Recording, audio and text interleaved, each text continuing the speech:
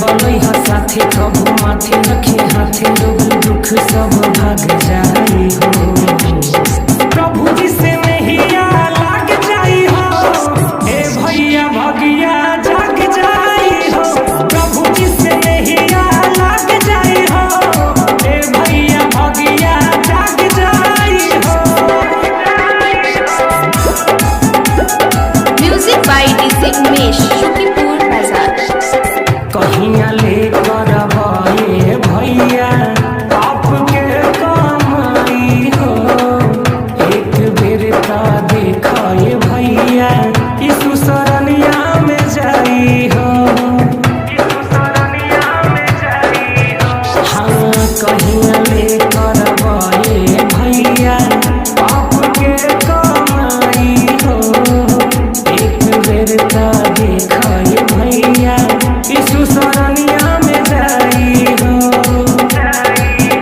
नेह लागी भरपूर तोहर दुख होई दूर। नेह लागी भरपूर तोहर दुख होई दूर। कौनो तोरा पना दाग जाई हो।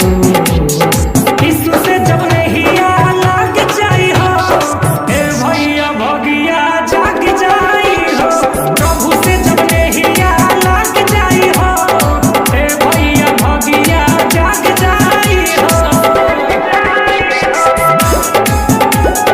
Music by DJ Umesh Shukripur बाजार।